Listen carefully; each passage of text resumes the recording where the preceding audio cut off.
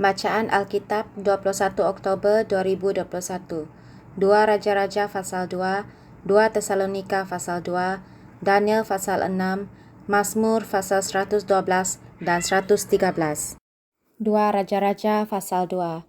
Menjelang saatnya Tuhan hendak menaikkan Elia ke surga dalam angin badai, Elia dan Elisa sedang berjalan dari Gilgal.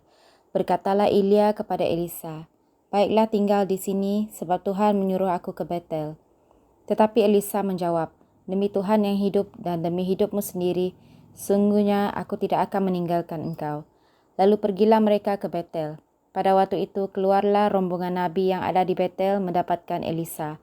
Lalu berkatalah mereka kepadanya, "Sudahkah engkau tahu bahwa pada hari ini tuanmu akan diambil daripadamu oleh Tuhan terangkat ke surga?" Jawabnya, "Aku juga tahu, diamlah." Berkatalah Elia kepadanya, "Hai Elisa, baiklah tinggal di sini, sebab Tuhan menyuruh aku ke Yeriko." Tetapi jawabnya, "Demi Tuhan yang hidup dan demi hidupmu sendiri, sesungguhnya aku tidak akan meninggalkan engkau." Lalu sampailah mereka di Yeriko. Pada waktu itu, mendekatlah rombongan nabi yang ada di Yeriko kepada Elisa serta berkata kepadanya, "Sudahkah engkau tahu bahwa pada hari ini tuanmu akan diambil daripadamu oleh Tuhan terangkat ke surga?" Jawabnya, "Aku juga tahu, diamlah." Berkatalah Elia kepadanya, "Baiklah tinggal di sini, sebab Tuhan menyuruh aku ke sungai Yordan." Jawabnya, "Demi Tuhan yang hidup dan demi hidupmu sendiri, sesungguhnya aku tidak akan meninggalkan engkau." Lalu berjalanlah keduanya. 50 orang dari rombongan nabi itu ikut berjalan, tetapi mereka berdiri memandang dari jauh, ketika keduanya berdiri di tepi sungai Yordan. Lalu Elia mengambil jubahnya, digulungnya, dipukulkannya ke atas air itu. Maka terbagilah air itu ke sebelah sini dan ke sebelah sana, sehingga menyeberanglah keduanya dengan berjalan di tanah yang kering. Dan sesudah mereka sampai di seberang, berkatalah Elia kepada Elisa, "Mintalah apa yang hendak kulakukan kepadamu, sebelum aku terangkat daripadamu." Jawab Elisa, "Biarlah kiranya aku mendapat 2 bagian dari rohmu." Berkatalah Elia, "Yang kau minta itu adalah sukar. Tetapi jika engkau dapat melihat aku terangkat daripadamu, akan terjadilah kepadamu seperti yang demikian. Dan jika tidak, tidak akan terjadi." Sedang mereka berjalan terus sambil berkata-kata, tiba-tiba datanglah kereta berapi dengan kuda berapi memisahkan keduanya. Lalu naiklah Elia ke surga dalam angin badai. Ketika Elisa melihat itu, maka berteriaklah ia, "Bapakku, Bapakku, kereta Israel dan orang-orangnya yang berkuda." Kemudian tidak dilihatnya lagi. Lalu direnggutkannya pakaiannya dan dikoyakkannya menjadi 2 koyakan. Sesudah itu dipungutnya jubah Elia yang telah terjatuh. Lalu ia berjalan hendak pulang dan berdiri di tepi sungai Yordan. Ia mengambil jubah Elia yang telah terjatuh itu, dipukulkannya ke atas air itu sambil berseru, "Di manakah Tuhan, Yahweh Elia?" Ia memukul air itu, lalu terbagi ke sebelah sini dan ke sebelah sana. Maka menyeberanglah Elisa. Ketika rombongan nabi yang dari Yeriko itu melihat dia dari jauh, mereka berkata, "Roh Elia telah hinggap pada Elisa." Mereka datang menemui dia, lalu sujudlah mereka kepadanya sampai ke tanah. Mereka berkata, "Coba lihat, di antara hamba-hambamu ini ada 50 orang laki-laki, orang-orang tangkas. Biarlah mereka itu pergi mencari tuanmu. Jangan-jangan ia diangkat oleh roh Tuhan dan dilemparkannya ke atas salah satu gunung atau ke dalam salah satu lembah." Elisa menjawab, "Janganlah suruh pergi." Tetapi ketika mereka mendesak-desak dia sampai memalukan, maka berkatalah ia, "Suruhlah pergi." Mereka menyuruh 50 orang. Orang-orang ini mencari 3 hari lamanya, tetapi tidak bertemu dengan Elia. Ketika mereka kembali kepada Elisa yang masih tinggal di kota Yeriko, berkatalah ia kepada mereka, "Bukankah telah kukatakan kepadamu, jangan pergi?" Berkatalah penduduk kota itu kepada Elisa, "Cobalah lihat, letaknya kota ini baik, seperti tuanku lihat, tetapi airnya tidak baik, dan di negeri ini sering ada keguguran bayi." Jawabnya, "Ambillah sebuah pinggan baru bagiku, dan taruhlah garam ke dalamnya." Maka mereka membawa pinggan itu kepadanya. Kemudian pergilah ia ke mata air mereka, dan melemparkan garam itu ke dalamnya serta berkata, "Beginilah firman Tuhan, telah kusehatkan air ini, maka tidak akan terjadi lagi olehnya kematian atau keguguran bayi. Demikianlah air itu menjadi sehat sampai hari ini, sesuai dengan firman yang telah disampaikan Elisa. Elisa pergi dari sana ke Betel. Dan sedang ia mendaki, maka keluarlah anak-anak dari kota itu, lalu mencemoohkan dia serta berseru kepadanya, "Naiklah botak, naiklah botak." Lalu berpalinglah ia ke belakang, dan ketika ia melihat mereka, dikutuknyalah mereka demi nama Tuhan. Maka keluarlah 2 ekor beruang dari hutan, lalu mencabik-cabik dari mereka 42 orang anak. Dari sana pergilah ia ke Gunung Karmel, dan dari sana pula lah kembalilah ia ke Samaria. 2 Tesalonika pasal 2. Tentang kedatangan Tuhan Yesus kita, Yesus Kristus, dan terhimpunnya kita dengan Dia, kami minta kepadamu saudara-saudara, supaya kamu jangan lekas bingung dan gelisah, baik oleh ilham roh maupun oleh pemberitaan atau surat yang dikatakan dari kami, seolah-olah hari Tuhan telah tiba. Janganlah kamu memberi dirimu disesatkan orang dengan cara yang bagaimanapun juga. Sebab sebelum hari itu haruslah datang dahulu murtad dan haruslah dinyatakan dahulu manusia durhaka yang harus binasa, yaitu lawan yang meninggikan diri di atas segala yang disebut atau yang disembah sebagai Yahweh. Bahkan ia duduk di bait Yahweh dan mau menyatakan diri sebagai Yahweh. Tidakkah kamu ingat bahwa hal itu telah kerap kali kukatakan kepadamu ketika aku masih bersama-sama dengan kamu? Dan sekarang kamu tahu apa yang menahan dia, sehingga ia baru akan menyatakan diri pada waktu yang telah ditentukan baginya. Kerana secara rahsia kedurhakaan telah mulai bekerja, tetapi sekarang masih ada yang menahan. Kalau yang menahannya itu telah disingkirkan, pada waktu itulah si pendurhaka baru akan menyatakan dirinya. Tetapi Tuhan Yesus akan membunuhnya dengan nafas mulutnya dan akan memusnahkannya kalau ia datang kembali. Kedatangan si pendurhaka itu adalah pekerjaan iblis dan akan disertai rupa-rupa perbuatan ajaib, tanda-tanda dan mujizat-mujizat palsu, dengan rupa-rupa tipu daya jahat terhadap orang-orang yang harus binasa kerana mereka tidak menerima dan mengasihi kebenaran yang dapat menyelamatkan mereka. Dan itulah sebabnya Yahweh mendatangkan kesesatan atas mereka yang menyebabkan mereka percaya akan dusta, supaya dihukum semua orang yang tidak percaya akan kebenaran dan yang suka kejahatan. Akan tetapi kami harus selalu mengucap syukur kepada Yahweh kerana kamu, saudara-saudara yang dikasihi Tuhan, sebab Yahweh dari mulanya telah memilih kamu untuk diselamatkan dalam roh yang menguduskan kamu dan dalam kebenaran yang kamu percayai. Untuk itulah ia telah memanggil kamu oleh Injil yang kami beritakan, sehingga kamu boleh memperoleh kemuliaan Yesus Kristus Tuhan kita.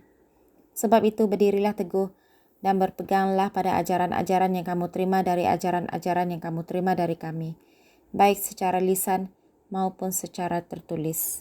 Dan ia Tuhan kita Yesus Kristus dan Yahweh Bapa kita, yang dalam kasih karunia-Nya telah mengasihi kita dan yang telah menganugerahkan penghiburan abadi dan pengharapan baik kepada kita, kiranya menghibur dan menguatkan hatimu dalam pekerjaan dan perkataan yang baik. Daniel pasal 6. Lalu berkenanlah Darius mengangkat 120 wakil-wakil raja atas kerajaannya. Mereka akan ditempatkan di seluruh kerajaan.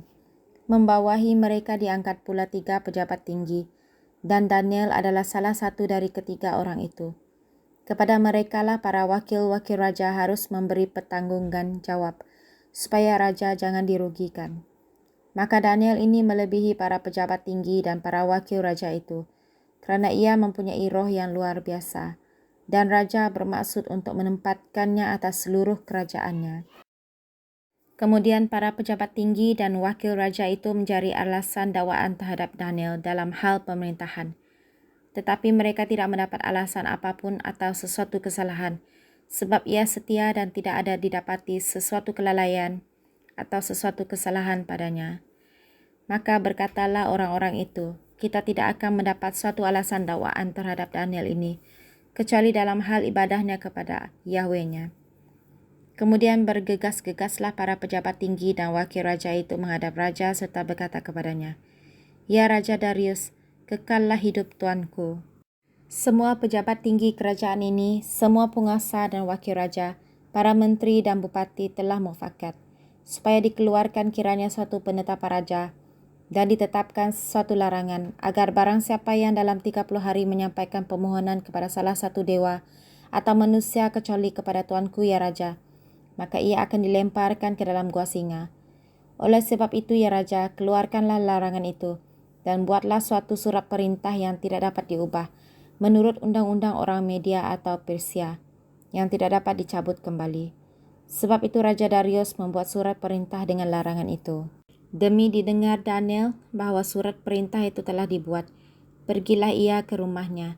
Dalam kamar atasnya ada tingkap-tingkap yang terbuka ke arah Yerusalem. 3 kali sehari ia berlutut, berdoa serta memuji Yahweh-nya, seperti yang biasa dilakukannya. Lalu orang-orang itu bergegas-gegas masuk dan mendapati Daniel sedang berdoa dan bermohon kepada Yahweh-nya. Kemudian mereka menghadap raja dan menanyakan kepadanya tentang larangan raja. Bukankah Tuanku mengeluarkan suatu larangan supaya setiap orang yang dalam 30 hari menyampaikan permohonan kepada salah satu dewa atau manusia, kecuali kepada Tuanku ya Raja, akan dilemparkan ke dalam gua singa? Jawab Raja, perkara ini telah pasti menurut undang-undang orang Media atau Persia, yang tidak dapat dicabut kembali. Lalu kata mereka kepada Raja, Daniel, salah seorang buangan dari Yahuda, tidak mengendahkan Tuanku ya Raja, dan tidak mengendahkan larangan yang Tuanku keluarkan. Tetapi 3 kali sehari ia mengucapkan doanya. Setelah Raja mendengar hal itu, maka sangat sedihlah ia, dan ia mencari jalan untuk melepaskan Daniel. Bahkan sampai matahari masuk, ia masih berusaha untuk menolongnya. Lalu bergegas-gegaslah orang-orang itu menghadap Raja serta berkata kepadanya, Ketahuilah ya Raja, bahwa menurut undang-undang orang Media dan Persia, tidak ada larangan atau penetapan yang dikeluarkan Raja yang dapat diubah. Sesudah itu Raja memberi perintah. Lalu diambillah Daniel dan dilemparkan ke dalam gua singa. Berbicaralah Raja kepada Daniel, Yahwehmu yang kau sembah dengan tekun, dialah kiranya yang melepaskan engkau. Maka dibawalah sebuah batu dan diletakkan pada mulut gua itu. Lalu Raja mencap itu dengan cincin meterainya dan dengan cincin meterai para pembesarnya, supaya dalam hal Daniel tidak dibuat perubahan apa-apa. Lalu pergilah Raja ke istananya dan berpuasalah ia semalam-malaman itu. Ia tidak menyuruh datang penghibur-penghibur dan ia tidak dapat tidur. Pagi-pagi sekali ketika fajar menyingsing, bangunlah Raja dan pergi dengan buru-buru ke gua singa. Dan ketika ia sampai dekat gua itu, berserulah ia kepada Daniel dengan suara yang sayu. Berkatalah ia kepada Daniel, Daniel, hamba Yahweh yang hidup, Yahwehmu yang kau sembah dengan tekun, telah sanggupkah ia melepaskan engkau dari singa-singa itu? Lalu kata Daniel kepada Raja, Ya Raja, kekallah hidupmu. Yahwehku telah mengutus malaikatnya untuk mengatupkan mulut singa-singa itu, sehingga mereka tidak mengapa-apakan aku, kerana ternyata aku tidak bersalah di hadapannya, tetapi juga terhadap Tuanku ya Raja, aku tidak melakukan kejahatan. Lalu sangat sukacitalah Raja dan ia memberi perintah supaya Daniel ditarik dari dalam gua itu. Maka ditariklah Daniel dari dalam gua itu dan tidak terdapat luka apa-apa padanya, kerana ia percaya kepada Yahweh-nya. Raja memberi perintah, lalu diambillah orang-orang yang telah menuduh Daniel dan mereka dilemparkan ke dalam gua singa, baik mereka maupun anak-anak dan istri-istri mereka. Belum lagi mereka sampai ke dasar gua itu, singa-singa itu telah menerkam mereka, bahkan meremukkan tulang-tulang mereka. Kemudian Raja Darius mengirim surat kepada orang-orang dari segala bangsa, suku bangsa dan bahasa yang mendiami seluruh bumi. Bunyinya, bertambah-tambahlah kiranya kesejahteraanmu. Bersama ini kuberikan perintah bahwa di seluruh kerajaan yang kukuasai, orang harus takut dan gentar kepada Yahweh-nya Daniel, sebab dialah Yahweh yang hidup, yang kekal untuk selama-lamanya. Pemerintahannya tidak akan binasa dan kekuasaannya tidak akan berakhir. Dia melepaskan dan menolong dan mengadakan tanda dan mujizat di langit dan di bumi. Dia yang telah melepaskan Daniel dari cengkaman singa-singa. Dan Daniel ini mempunyai kedudukan tinggi pada zaman pemerintahan Darius dan pada zaman pemerintahan Koresh orang Persia itu. Mazmur pasal 112. Haleluya, berbahagialah orang yang takut akan Tuhan, yang sangat suka kepada segala perintahnya. Anak cucunya akan perkasa di bumi, angkatan orang benar akan diberkati. Harta dan kekayaan ada dalam rumahnya, kebajikannya tetap untuk selamanya. Di dalam gelap terbit terang bagi orang benar, pengasih dan penyayang orang yang adil, mujur orang yang menaruh belas kasihan dan yang memberi pinjaman, yang melakukan urusannya dengan sewajarnya. Sebab ia takkan goyah untuk selama-lamanya. Orang benar itu akan diingat selama-lamanya. Ia tidak takut kepada kabar celaka. Hatinya tetap penuh kepercayaan kepada Tuhan. Hatinya teguh, ia tidak takut, sehingga ia memandang rendah para lawannya. Ia membagi-bagikan, ia memberikan kepada orang miskin. Kebajikannya tetap untuk selama-lamanya. Tanduknya meninggi dalam kemuliaan. Orang fasik melihatnya lalu sakit hati. Ia menggertakkan giginya lalu hancur. Keinginan orang fasik akan menuju kebinasaan. Mazmur pasal 113. Haleluya, pujilah hai hamba-hamba Tuhan, pujilah nama Tuhan. Kiranya nama Tuhan dimasyhurkan, sekarang ini dan selama-lamanya. Dari terbitnya sampai kepada terbenamnya matahari, terpujilah nama Tuhan. Tuhan tinggi mengatasi segala bangsa, kemuliaannya mengatasi langit.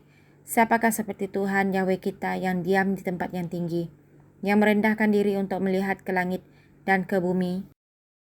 Ia menegakkan orang yang hina dari dalam debu, dan mengangkat orang yang miskin dari lumpur, untuk mendudukkan dia bersama-sama dengan para bangsawan, bersama-sama dengan para bangsawan bangsanya.